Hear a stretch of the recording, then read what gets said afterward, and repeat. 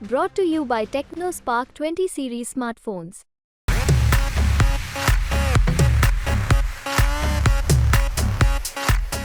एक राजनीतिक जो सफर है ना, मैं जनता का सिपाही बनकर रहूँगा, ना एमपी बनकर रहूँगा, ना और कुछ बनकर रहूँगा। मैं नशे के बहुत खिलाफ हूँ। और जो हमारे युवक हैं जो नशे की तरफ अग्रसित हैं, अगर इस नशे को वो कहते हैं ना भाई चोर की माँ को मार दे, चोर को क्या मारना है, तब मैं जहाँ से ये नशा आ रहा ना उस जगह को नशा वहाँ रोकने का प्रयास पूरा करूँगा। तो नशे की जड़ तक पहुँचो, सरकार के हाथ में है। सरकार तो 2 महीने में रोक दे सब क्या इन्हें, तो कहाँ से आता है, लेकिन वहाँ से क्यों नहीं रोक पा रहे, वहाँ से मंथली आती है।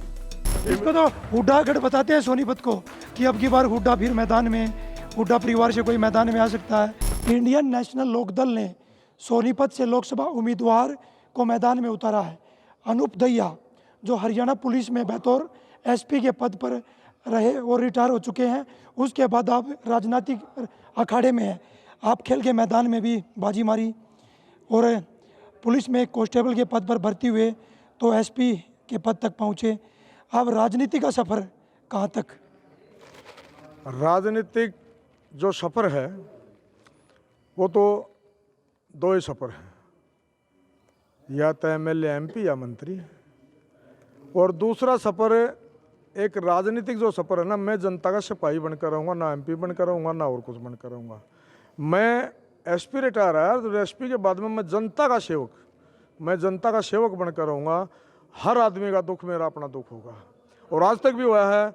मैं पुलिस में रहा हूँ तो मैंने इस बात को गौर से रखा है कि मैं किसी भी मेरे मुलाजम को, किसी कर्मचारी को, किसी अधिकारी को कोई तकलीफ ना हो। अगर उन्होंने कोई भी अच्छा जाहिर की है, मैंने एक बात बोल दी थी, ये जो साहब भी सुन रहे हैं, मैंने कहा था भाई कोई गैरहाजिर मत हो। गैरहाजिर होने से तुम्हारी तनख्वाह कटती है, और तनख्वाह कटने से तुम्हारे को आर्थिक हानि, तुम्हारे बच्चों के प्रभाव पड़ता है। तो मैं छुट्टी दिया करता और उनको ये कहा था तुम आधी रात छुट्टी लेने आ जाओ, मैं छुट्टी दे दूंगा, लेकिन गैरहाजिर मत हो। वो गैरहाजिर क्यों होते थे? क्योंकि उनको पहले एसपीओ ने छुट्टी नहीं दे रखी थी और इसी आधार पे वो चलते थे। आज भी जनता एक बात को सोच रही है कि भाई एमपी बन जाएगा, चला जाएगा। मैं जनता के बीच में रहने वाला एमपी हूँ, बनूंगा। अगर भगवान ने मुझे, जनता ने मौका दिया तो जनता के बीच में ही रहूँगा। ये नहीं है कि ऊपर से उतरा और वापस ऊपर चढ़ गया। अब जिसको जनता जानती भी नहीं, जिसको जनता ने कभी देखा भी नहीं, जो जनता के बीच में कभी रहा भी नहीं, अगर उसको भी जनता वोट देती है तो जनता का अपना राइट हो, क्या सोच कर देती है, ये तो मैं कुछ नहीं कह सकता। खेल के मैदान में जो दाव लगाए थे, जो एक बड़ा सफ़र तय किया था, क्या वो राजनीति में भी तय कर पाओगे? खेल के मैदान में जो मैंने खेल खेला वो मेरी अपनी ताकत का और अपनी प्रैक्टिस का था। जितनी प्रैक्टिस की उतना मुझे मिल गया। अब मैं सबसे हाथ जोड़ूंगा, मैं अपने बारे में तकरीबन बताऊंगा।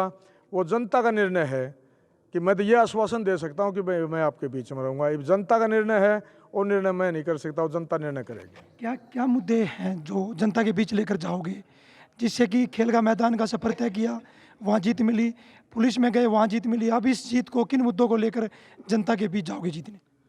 मैंने अभी बताया, मैं नशे के बहुत खिलाफ हूँ। और जो हमारे युवक हैं जो नशे की तरफ अग्रसित हैं, अगर इस नशे को वो कहते हैं ना भाई चोर की माँ को मार दे, चोर को क्या मारना है, तब मैं जहाँ से ये नशा आ रहा ना उस जगह को नशा वहाँ रोकने का प्रयास पूरा करूँगा। और बहुत सी माताएं और पिता इस नशे से, जो बच्चे, जिसके बच्चे नशा करते हैं ना, उनसे उनका हाल जाकर पूछो क्या होता है। उनके घर में चोरियाँ होती हैं, टूम उठा ले जाते हैं। वो बड़े मुश्किल से कमा के कुछ थोड़ा बहुत पैसा इकट्ठे करते हैं, और नशा करने वाला उसको पी जाता है। तो मैं सबसे पहले नशाखोरी को रोकूंगा। उसके बाद में जो किसान की है, मजदूर की है, उसकी एक बुलंद आवाज़ बनकर संसद में जाऊंगा और उनका राइट्स दिलवाऊंगा। आज एक मजदूर को कितनी दिहाड़ी मिलती है? एक मजदूर को 300 साढ़े 300 दिहाड़ी। क्या पूरे दिन के हम 350 लेते हैं? एक आदमी तो एक दिन के 10,000, 20,000, 50,000 तनख्वाह है, और एक आदमी की 300 रुपये दिहाड़ी। ठीक हो, ये कसूर है ना, पढ़ा नहीं तो उसका ये तो गलती नहीं ना। उसकी दिहाड़ी कम से कम ऐसी तो कर दो, 300 रुपये में क्या आएगा, कितना क्या खरीद लेगा? कम से कम उसका कुछ न्यूनतम, वही जमींदार के साथ हाल है। उसका एमएसपी मांग रहा जमींदार, उसका न्यूनतम मूल्य तो दे दो। उसका न्यूनतम मूल्य दिलवाने में मैं सांसद में पूरी आवाज़ उठाऊंगा। आगे जो सरकार होगी वो उसका काम होगा, मेरा काम वहाँ उसके हक के लिए लड़ाई लड़ना है। सरकार भी नशे को लेकर काफ़ी कहती है कि हमने नशे पर रोक लगाई है, युवाओं को नशे की तरफ जाने से रोका है, उसको किस तरह देखते हो? आवाज़ लगाना और रोकना दो अलग बात है। एक बहकावा देना और एक उसको रोकना, ये दो अलग अलग बात है। रोकेगा कौन? क्या सरकार में इतनी ताकत नहीं है नशाखोरी का एक भी चीज़ नहीं आए स्टेट के अंदर या देश के अंदर? सरकार में बहुत बड़ी ताकत है। क्या हमारे यहाँ पिस्तौल कट्टे आते हैं? कोई आज तक उस फैक्ट्री तक पहुँचा है जहाँ बनते हैं? बस ये मिल लिया, इस पर मुकदमा बांध दिया, पूछताछ कहाँ से लाया भाई, कहाँ से कोई पूछताछ करता है?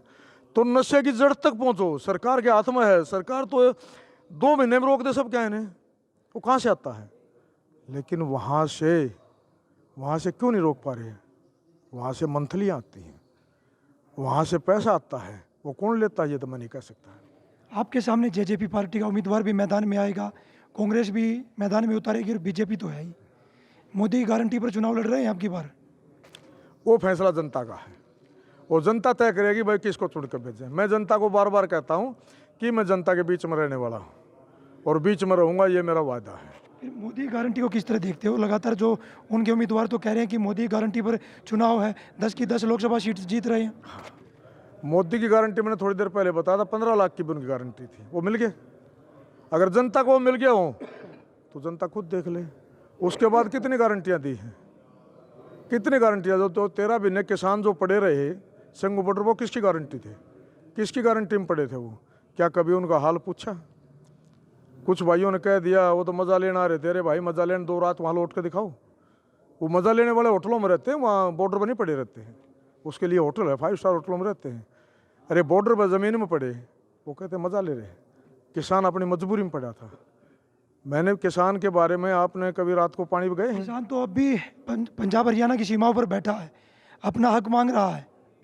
उसको बढ़ने नहीं दिया जा रहा। उसको हरियाणा में बढ़ने का अधिकार ही खत्म कर दिया, बॉर्डर सील कर दिए गए। ऐसा क्यों? क्या वो चोर है, डकैत है, खा जाएगा सब क्या है? ऐसा नहीं करना चाहिए। मैं जो है ना इस बात के विरुद्ध हूँ कि जनता के अधिकारों को छीनना चाहिए। जनता को, किसान अपना अधिकार मांग रहे हैं, कुछ नहीं मांग रहे। वो पूरा एक साल में 2 फसल होती है हमारी, और 2 फसलों के अंदर वो कितना कमा लेता है, खर्चा कितना है, खाद कितना महंगा है, अगर वो पानी भी देगा तो तेल कितना महंगा है। चलो बिजली से तो मैं मान लेता हूँ थोड़ा बहुत ठीक है, लेकिन कुछ काफ़ी किसान तो ऐसे हैं जो इंजन से अपनी ज़मीन भरते हैं। वो तेल कितना महंगा है। 1 किले में कितना, कम से कम 5 बार पानी देता है गेहूँ बोने के बाद में, और 5 बार में कितना तेल लगता है, कितना खाद लगता है, कितनी दवाई लगती है, फिर कितने के गेहूँ बिकते हैं, उस पर भी उसको कुछ कीमत नहीं मिलती। दुष्यंत चौटाला भी कह रहे हैं कि जेजेपी अब की बार 10 की 10 सीट जीत रही है, मैदान उम्मीदवार मैदान में उतार रहे हैं। वो जनता बताएगी। वो आप हाल देख रहे हो, मेरे से क्यों पूछ रहे हो? फिर आपने क्या दिखाई दे रहा है? इसको तो हुड्डा गढ़ बताते हैं सोनीपत को, कि अब की बार हुड्डा फिर मैदान में, हुड्डा परिवार से कोई मैदान में आ सकता है। क्या मानते हो? कोई आ जाए, कोई बात नहीं। कोई जब मैदान में उतर गए, अगर मान लीजिए दंगल में छुट्टी भेज दिया, आप सपोर्ट करना में, अगर कोई ठाडा भी आ जाए फिर हाथ मिलाने का अधिकार है हमारा। कोई भी आए, मुंह से तो पहले उतरा हूँ, अब को पीछे आए तो मैं क्या कर सकता हूँ? मैं हाथ किससे मिलाओगे? टक्कर किससे है? कोई भी आ जाओ, मैं मैदान में आ गया तो आ गया। टक्कर किससे है आपकी बार राजनीतिक मैदान में? टक्कर किससे? मैं तो नहीं मानता कोई टक्कर में हो। मैं तो निरोल मान रहा हूँ अपने आप को, मैं बिल्कुल जीता हुआ, कोई टक्कर में नहीं है। इन्हें कितनी सीट मान रहे हो हरियाणा प्रदेश में 10 में से? वो मैं इसके बारे में कुछ नहीं जानता, वो जनता फैसला करेगी, वो फैसला करना उसका काम है। मेरा मानना ये है कि मैं किसान गरीब की लड़ाई लड़ने के लिए तैयार हूँ और उसकी लड़ाई के लिए खड़ा हुआ हूँ। ना मुझे कोई MP पद की वो नहीं है, एक SP से ऊपर जो है ना, मैंने SP की नौकरी कर ली, और आप समझते हैं SP पद छोटा नहीं होता, तो MP की कोई बड़ी बात है। लेकिन मैं जिन भाइयों के अपने दुख देख रहा हूँ ना, उनके दुखों को दूर करने के लिए जब तक भगवान ने पैदा किया सामर्थ्य हूँ, तो दुख दूर करने के लिए लड़ाई लड़ूंगा। देखिए, हमारे साथ अनूप दयाधीन का कहना है कि खेल के मैदान में जीत हासिल की है तो राजनीतिक मैदान में भी कोई भी सामने आएगा उनसे हाथ मिलाकर अखाड़े में उतरेंगे और अब की बार जीत पक्की हासिल करेंगे। सोनीपत से पवन राठी, हरियाणा तक।